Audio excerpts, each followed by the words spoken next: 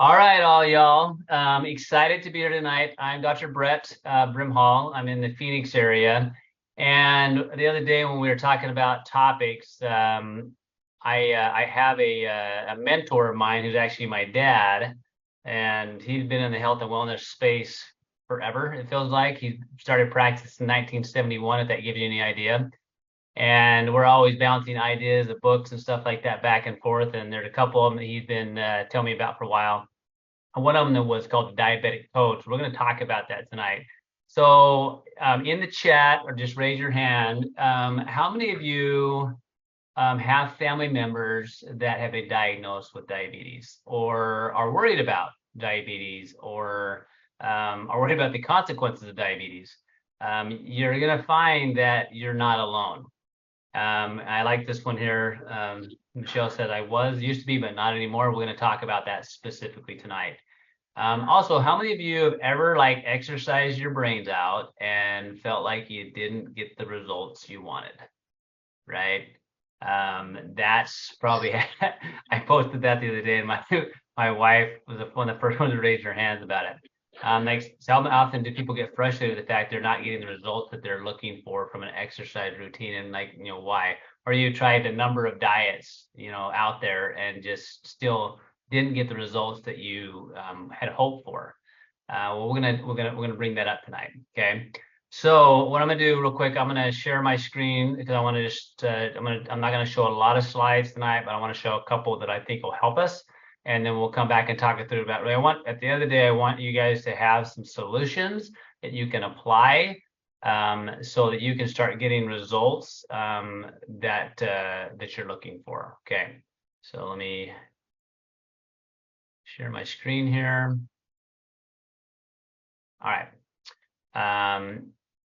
So the book, I'm going to take a lot of this information from today, is this book right here called The Diabetes Code by a Dr. Fung.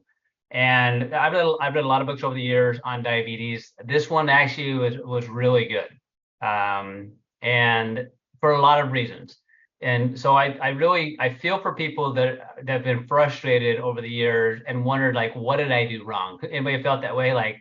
Cut a diet, right? Or even with trying to do what the doctor told you to do. How many of you felt like that? You tried to do exactly what the doctor said, the nutritionist said, and still didn't get the results you want, whether that was your diabetes or whether that was losing weight, or you weren't getting the results you wanted and you thought maybe you failed. That was so anybody ever felt that way? Right. So just raise your hand and say, yeah, for sure, that was me. Well, it's really not your fault. Let me kind of I'm going to throw a few quotes out there that are from the book, so you can see them. And I would encourage you to read this book. I'm not saying doing everything that's in it, but read the book. But I want you to hear some of the things that he says that'll dispel maybe some of the myths that you have. Diet and exercise are not 50-50 partners. Like macaroni and cheese, diet is Batman and exercise is Robin. You always think, Batman gets all the credit. Diet does 95% of the work and deserves all the attention. So logically, it'd be sensible to focus on diet. Exercise is still healthy and important, just not equally important. It has many benefits, but weight loss is not among them. Exercise is good, like brushing your teeth. It's good for you and should be done every day. Just don't expect to lose weight. One of the quotes I didn't put up here, he said in the book, he said that the number one predictor of having a heart problem is lack of exercise. It wasn't based on diet, it wasn't based on this or that, but not exercising. Here's a couple other ones. The basics of good nutrition can be summarized in these simple rules. I don't care if you take a screenshot of this, totally fine by me. Eat whole unprocessed food, avoid sugar. I'll come back to this at the end. Avoid refined grains, eat a diet high in natural fats, balance feeding with fasting. And we're going to talk about fasting tonight. There are two prominent findings from all dietary studies done over the years. First, all diets work. Second, all diets fail. And think about how true that's been for many of you. Here's another one. We are wired for feast and famine, not feast. And in our culture, what do we do a lot of? We feast. Hunger is a state of mind, not a state of stomach. When I want to think about this is, when was the last time you were at a Thanksgiving dinner or something like that, and you felt really full and you're like, I'm done, I can't have anything else, and then you walk past that piece of pie and it's like, well, maybe one more piece, right? And your body's like, no, but your brain says yes. And when you ate it, your stomach really was mad at you. So it's a hunger state of mind.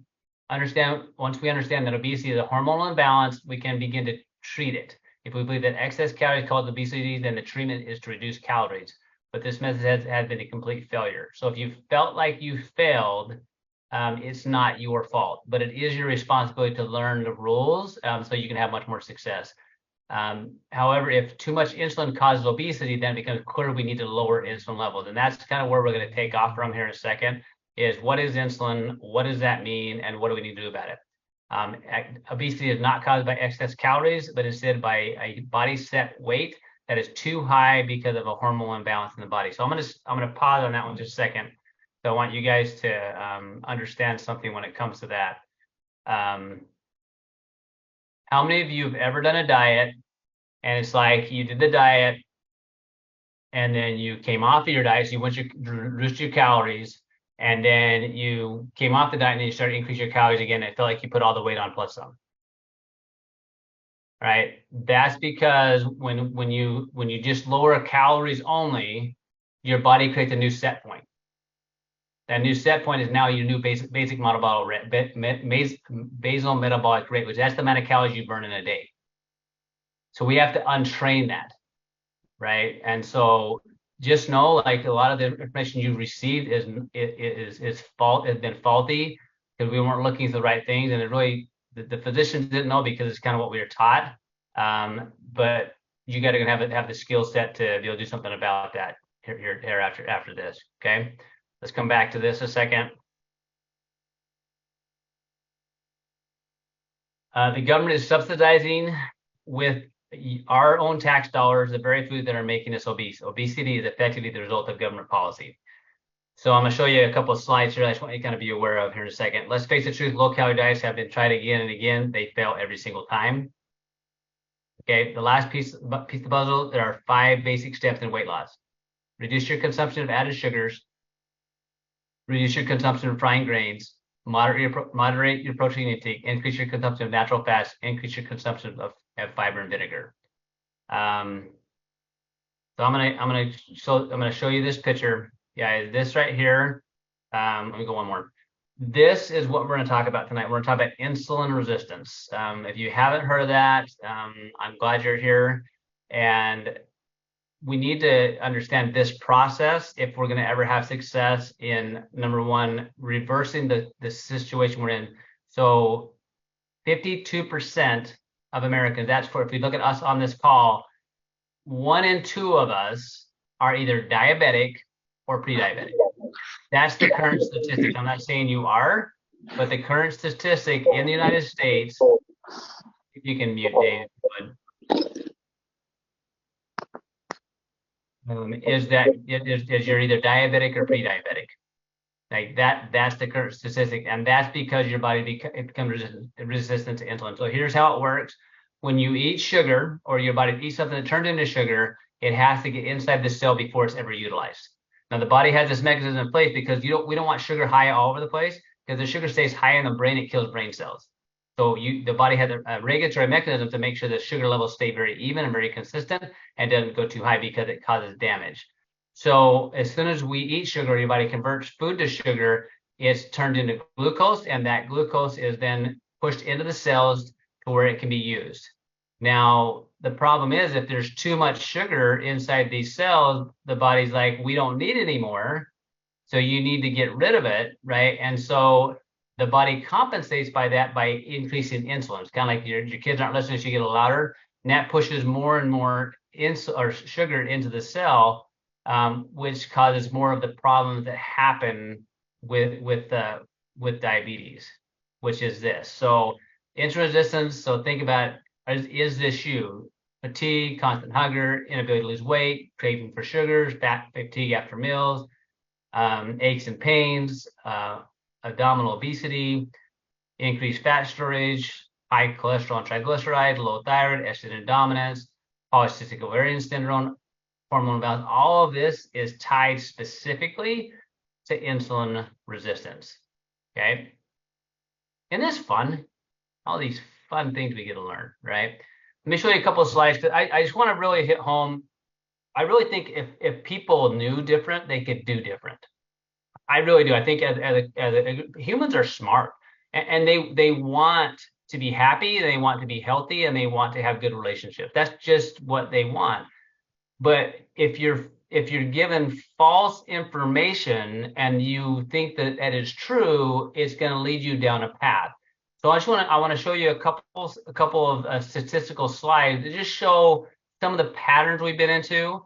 So remember, things may not necessarily be your fault as 100% as to where you are, but it is your responsibility once you learn differently, right? I'm not saying it's going to be easy, but most of the things in life that we really value aren't necessarily always easy. All right, so let me pull this up so it's right where I want it to be, and then I'm gonna screen share this one more time. Then you guys get to see my smiling face the rest of the time. You're so lucky. All right, so these are I'm going to show you a couple of slides just so you can see some interesting things. So this is the obesity trends after the introduction of the food permit. And if you're alive long enough, you've known this has happened, right? Introduced right in this area. Look at what happened to the obesity trend when the recommendations we were given to go to basically a low-fat diet, high refined carbohydrate diet occurred, and look at the changes that happened in just basic, just obesity trends, right? And then look at diabetes, right? So we always think like we're living in this amazing world, which we do, and that we have so many technological advances. And we've also been told it's all in your genes. Okay, well, guess what, guys? Diabetes is not in your genes. Most of the diabetes that's happening is a result of diet. Okay, so look here in the 1990s and look what has happened in the tide of diabetes in the United States. And this statistic is really not that much different in other countries. And so here's how you'll know. If you don't know if you're diabetic or pre-diabetic, so I told you it's good to know where you're starting from. So I want you can take a picture of this if you want. But here's how you'll know. There are a couple of blood markers you want to look for if you ever do blood work, and if you're going to your doctor, like you need to be your advocate. You need to be the one that's like saying, this is what I want, and this is why. Because at the end of the day, like you control your fork, right? And you also need to have the right information to be able to have success. Because if you want to make every condition you'll ever have worse, like whether that's dementia or heart disease, you give somebody diabetes. It makes everything worse. So this is how you'll know where you're at. So just like when your kids go to school, you get your grades. This is the one you to look at. So what's called a hemoglobin A1C. All right, hemoglobin A1C is a measure of how much sugar is in your bloodstream over the period of time a red blood cell lives. So a red blood cell that is born, it lives between 3 and 4 months. So this is an average number of how much sugar has been on those cells over a 3 to 4 month period of time, which is awesome because it gives us a range of what's going on in their bloodstream versus like what's happening in the moment. Because like with my own children, like especially when they're little, like I'd always check on them when they're quiet because it makes me really nervous, right? You walk in the room and they're all being sweet and kind, but the room is a disaster. Well, that's a lot like looking at blood sugar. Like if you only look at a glucose level, like it might look fine at that time, but you really don't know what's been going on the last 3 months. So a hemoglobin A1C is a measure of the sugar that's sitting there, because the longer the sugar's out there in the bloodstream, it puts a coating around the red blood cells, and they call that glycosylated hemoglobin. Another word for it is oxidized hemoglobin. So what that means is the cells don't like, so it oxidizes or breaks it down. So an oxidative stress is not a good thing. And oxidation of red blood cells is not a good thing. It makes it not work well. So here's the numbers. Less than 5.7 is considered normal. The range between 5.7% and 6.7% is called pre-diabetes. And once you're over that magical number of 6.5 is diabetes. And then depending on how high it gets is how controlled you are.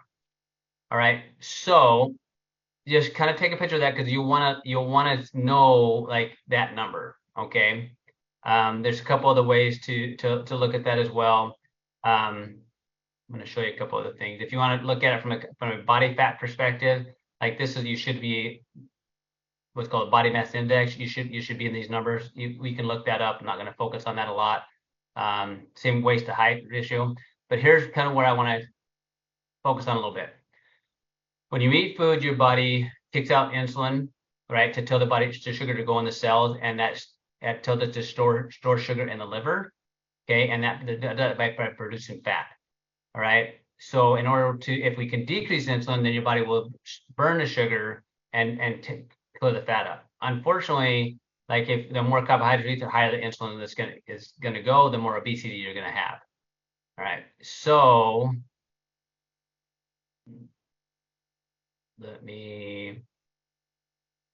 so here's what we have to do. We have to manage insulin.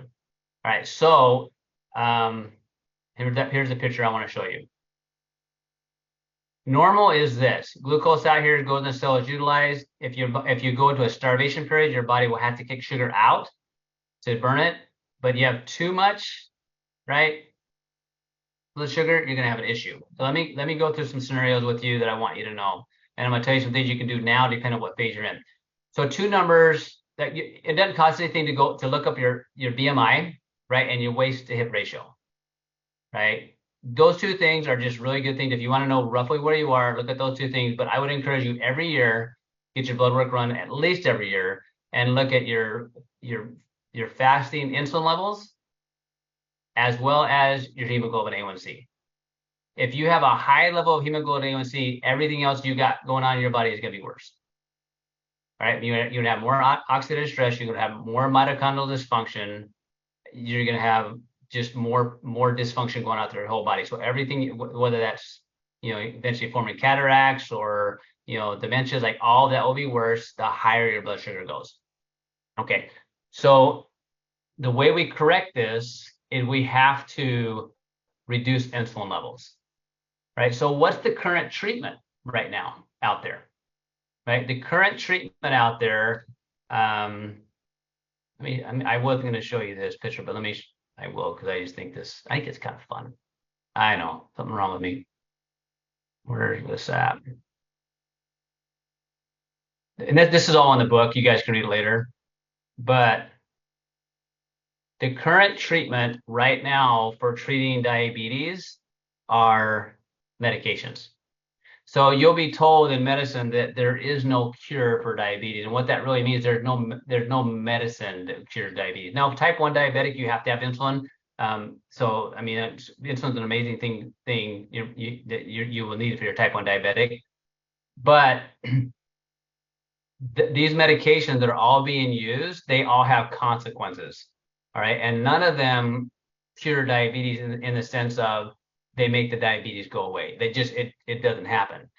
So why is it when somebody's blood sugar gets too high, why do we give them insulin? What generally happens, a diabetic person that a type 2 diabetic has higher levels of insulin than non-diabetic. Now, this is what happens. So your sugar levels continue to go higher and higher. We don't want sugar sitting out floating in the bloodstream for very long, because that causes oxidative stress to anything that it touches over time.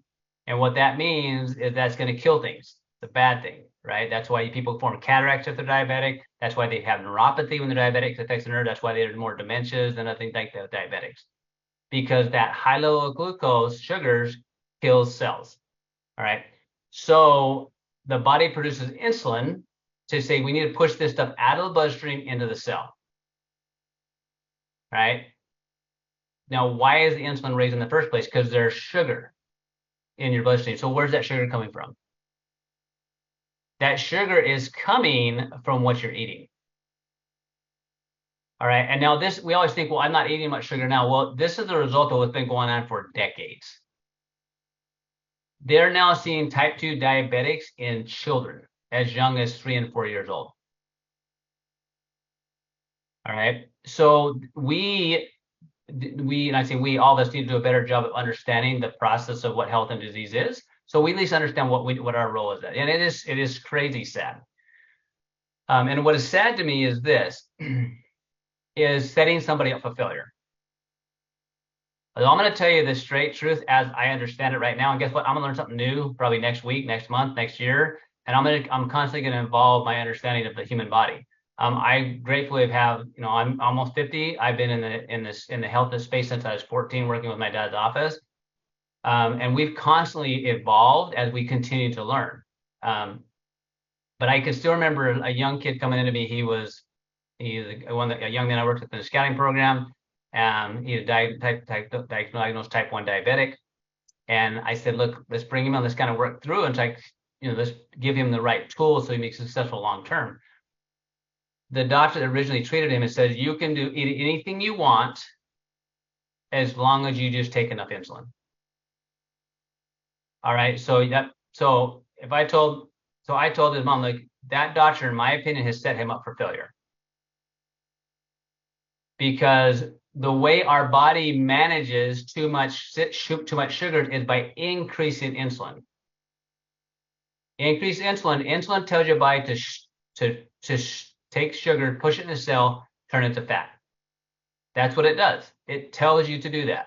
So raising insulin levels up, yes, will make the blood sugar lower. That's successful, but it also has a lot of other consequences. So what we need to do is we need to say, okay, let's get the sugar levels down, and we have to get the insulin levels down. So how are we going to do that? Okay, super simple. You got to start looking. I'm going to give you a couple key things. I'm going to teach you how to lower your insulin levels. And I want you to read the book. Like, this isn't something I can't teach. We can't share this in a half an hour and expect know it. But if you know a couple key things, you'll know how to start moving in the right direction. Because what you do every day the next 3 months will make a difference. Right. So if we can make it, because you may not notice a number on your scale, but if you'll stay doing what you're doing long term, your numbers will drop in the scale too. So we've got to lower insulin levels to a normal insulin level. So a fasting insulin level below 5 is what I'm shooting for. A fasting insulin level below 5. Okay, hemoglobin A1C, remember we want to be minimum below 5.7. I like it 5.5 or lower. Okay, that's kind of the target, right? Now there's other factors involved and things like that, just kind of roughly. So here's what you've got to look at. I want you, when you're done tonight, I want you to start paying attention to the food you're eating and the carb load, like how much carbs. All right, and there's a key sugar I want you to look at. It's called fructose. So I want you to look at just start looking at, like, do some research. What foods contain fructose? Foods or sugar. So when I'm done here, like, I want you guys to go to your fridge, and I want you to pull out any condiments you have, and I want you to look at the concentration of carbohydrates. Everything we have has a food label, right? Has proteins, fats, and carbs. And I want you to look at the concentration of sugar that's in that, because where we don't really understand how much of this we get in our diet is just a lot of simple places like salad dressings, marinades. There's a lot in our drinks. There's a ton of those carb loads that are there, and that carb load is just raising those sugar concentrations up. So I challenge you to look at that, because here's the really awkward thing. For a lot of you, I said already, how many of you have exercised a lot? Yeah, ketchup has a ton in it. And still not lost weight and been very frustrated. So here's a really sucky thing that happens. When you exercise, the good thing is you're burning calories, right? So your muscles can burn that sugar, and they don't develop insulin resistance the same way other tissues do. But if you can't, in order to, like, get rid of all that storage of glucose that's been sitting in those cells, it just sits there, and you don't burn enough calories to burn it, especially if you've already been cutting calories back and cutting calories back and cutting calories back. So now your new basic metabolic rate is really low. That's why exercise won't work. So you have to work on healing the metabolism, teach the body how to actually burn calories again. But here's a really bummer thing. Your body has a couple organs, one being the liver specifically, that it's the only one that can burn fructose. So the brain has to have glucose, the muscle cells have to have glucose. The liver can burn fructose. Table sugar is made up of glucose and fructose in a binding molecule. And if you get too much fructose, over time, your liver has to store it. And it stores it in the form of fatty liver disease. So what you'll see a lot of people over the year, they're developing a fatty liver. They're called a non-alcoholic fatty liver. it's because that non-alcoholic fatty liver become because of sugar. So be very, very aware. And unfortunately, this also happens in places like the kidneys and the ovaries. So you've heard of polycystic kidney disease, polycystic ovarian syndrome. It all comes back to lowering insulin levels. So here's a couple of real simple but foundational things that I want you guys to do. Is we're going to work on avoiding fructose. Okay, I'll work on avoiding fructose. And now when I'm calling that fructose, this is from artificial places. So you guys have probably heard the term high fructose corn syrup, right? So you see that, like, and I just told you that fructose only your liver can burn, and if we get too much of that, it can turn to fat and it turns into fatty liver. Well, high fructose corn syrup is used in a ton of things in the food pyramid, and if you're ever watch government subsidized food, is a lot of those foods, and that is creating a diabetic epidemic. All right, so we need to be very aware of those foods, and even if somebody said this, it's okay, it's not okay. Right, it's not okay because over time, decades of using those foods is going to turn into something even worse. All right, so that's number one. Number two is work on reducing refined carbohydrates. Well, let me go back to one thing. So when it comes to your fructose, there's fructose in fruit. Okay, that's okay, right? You're not going to get a whole bunch of it. And it's not like you're going to eat like a pound of blueberries. Like that's just not going to happen. Your body's gonna be like, no, I'm done. So if you're going to get good fruits, like you're going to get. I'd rather get fructose that way than any other way. Okay. Refined carbs, right? You're going to reduce your refined carbs. And what I mean by refined is this. So unfortunately, when you look at the amount of food we eat, most of what we eat is refined foods. Like it's food that's been processed, right? And when it's processed, it strips out a lot of the protein structures and fiber structures that makes it easier for the sugars to be absorbed. So when you want to eat food in the most natural state. So if you had an apple and you ate the apple as an apple, the blood sugar is not going to raise nearly as high as you eating applesauce. And applesauce would break down even slower than apple juice, right? Let alone like apple juice from where most of it's like not even really apple juice. It's mostly high fructose corn syrup with a little bit of concentrate. So you just got to become an advocate for yourself in regards to that. So you want to work on getting foods and eating those foods that are closest to the natural state that they're in. Whether that's plant-based or whether that's animal-based, the food is closest state that it's in. And that could be that's why in this day and age, if I go to the grocery store, I can eat strawberries year round.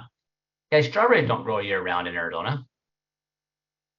So we got to start really being aware and trying to get a variety of fruits and vegetables that are hopefully more in the season that they should be grown in, because that's going to be a more better, not a good word, but better for us. Okay.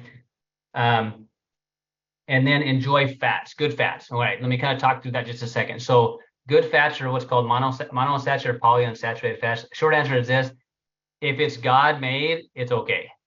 So for instance, olive oil, avocado oil, coconut oil, those oils, they're more of a monounsaturated, polyunsaturated fat, which bottom line that it's a healthier fat. Okay. Unfortunately, a lot of the seed oils like sunflower, safflower, corn, canola, all those oils are from a seed.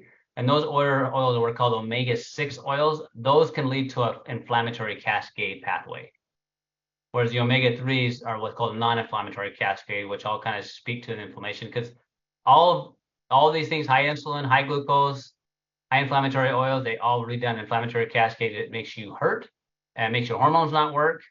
And here's a really bummer part. I talk about insulin resistance, right?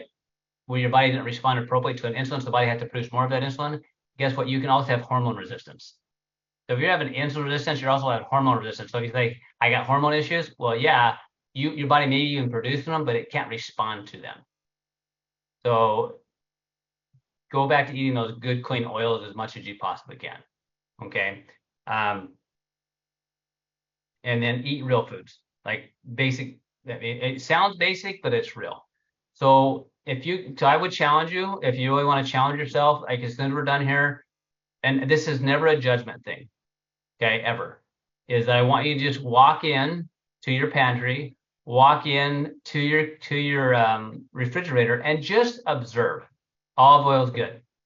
Someone that posted that. So just walk into your fridge and just observe, look, read some labels, and just see, number one, if there's high fructose corn syrup there, right? And then start removing and replacing, right? There's lots of great options out there, resources when you're looking for removing and replacing.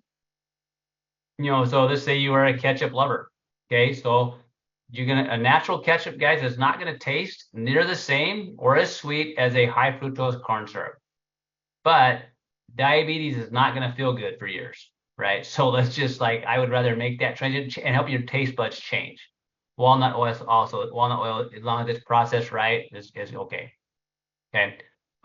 So challenge you, go to your fridge, go to your pantry, and just kind of look through that. Okay, just look through that and just kind of see, because the goal is we want to start removing and replacing, so that 6 months from now, a year from now, 2 years from now, we've removed a lot of those things in our world that are actually going to make us unhealthy.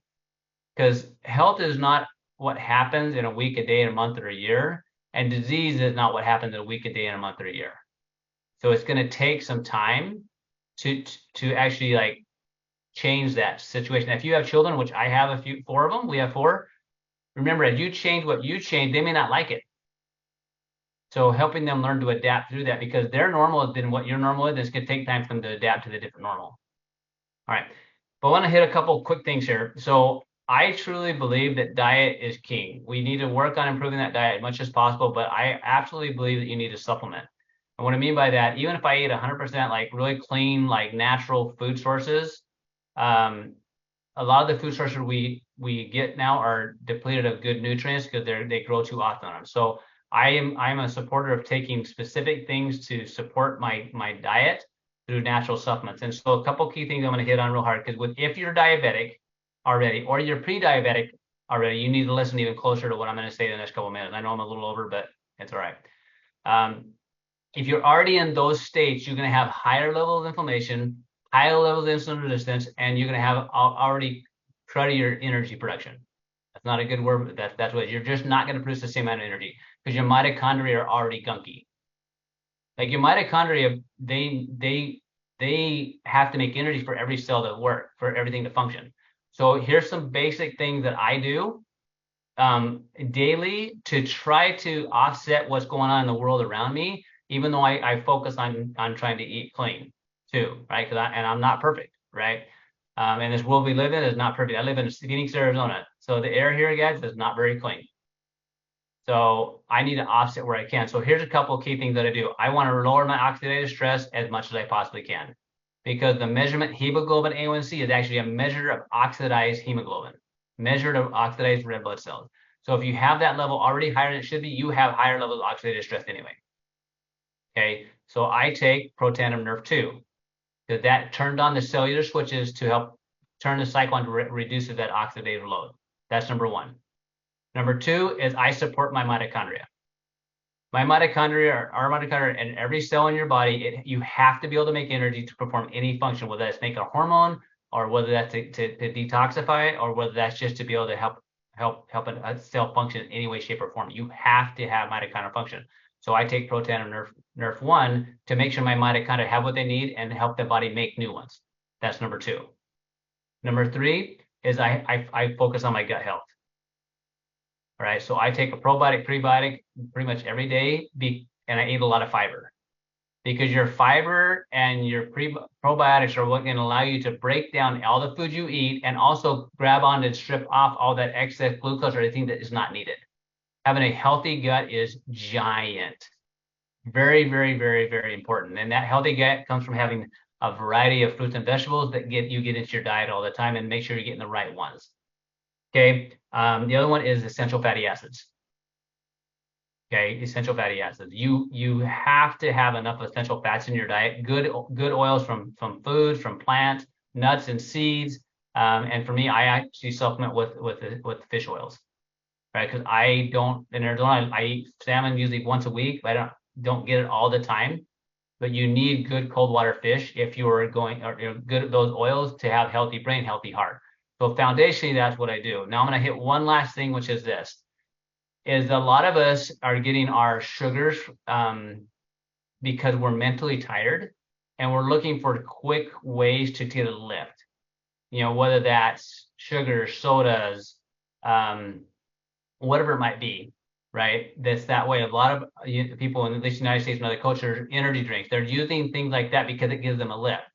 So I personally use a drink called Axio because that can give your brain a lift to help it focus, but it is sweetened with stevia. You don't get the same insulin effect from stevia that you get from these other high fructose corn syrup, things like that. So if you're looking for something to help you quit those cravings, unfortunately, this is going to be a craving. You can have cravings when you're making changes. So just kind of be aware of that. So that's one of the things I do. I'm going to hit last for like 2 minutes is intermittent fasting. Bottom line is, if you're gonna clean the, I mean, anybody besides me have their garage that's a mess sometimes. Like you have a garage that you don't use it. Ever happened to you guys, or closets you don't use because there's too much stuff in it? Just me? Nobody else? You guys lying. So in order for your body to be able to like get rid of the excess stuff that's there, we have to be able to like help the body eliminate what's in the garages and what's in the garages and what's in our closets. That's where intermittent fasting can play a huge part. All right, and there are different methodologies out there, but if I'm not going to go into that, and probably a whole Wellness Wednesday we could focus on that. But that's going to be, so they've known for over 100 years that using intermittent fasting or over the long haul can cure diabetes.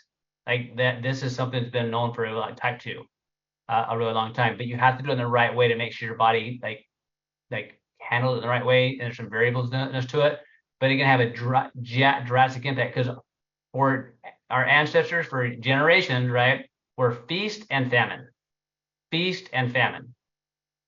right? That's how we eat. It's just been the last few generations where it's feast, and there's no famine. And then we made our food simpler and easier to digest with higher levels of sugar than ever before. And so that's why we are where we are with the diabetic epidemic as well as the obesity epidemic, is because we just not been listening and understanding what our bodies really need. So we got to get back to understanding the power of feast as well as famine. So maybe that'll be a topic we'll hit really hard on a Wellness Wednesday.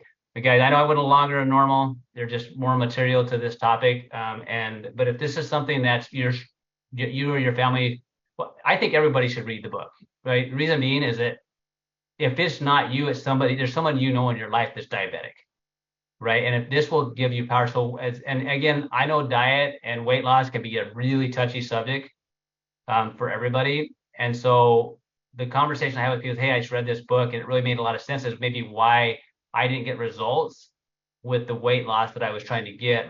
And I didn't realize it was just, I just didn't know some of the rules. Does that sound like something you want to learn about? Great. And then give them that book where they can read, because I think it's a powerful way to have an understanding, a better understanding, because we as the people need to have a better understanding of how our bodies function and what we can do to move the needle in the other direction. So, Lori, was there any like specific questions I need to hit real quick? No, actually, you kind of answered it along the way, and I just put the book back in there again. That was the one question they were looking for, the book. And do you know where the recording will be available? That's always in those different customer groups and stuff like that. Okay, so if you're looking for the recording, reach out to the person that invited you here. They'll be able to help you out with that. Okay. All right. Thank you, Lori, for helping me watch that. Sure. All right, you guys have a phenomenal Wednesday. Take this seriously, please, because it's really up to us. So our next generation, it's not 52% of us. Okay, like that needs to change. All right, you guys have a phenomenal night. Thanks again, everybody. Good night.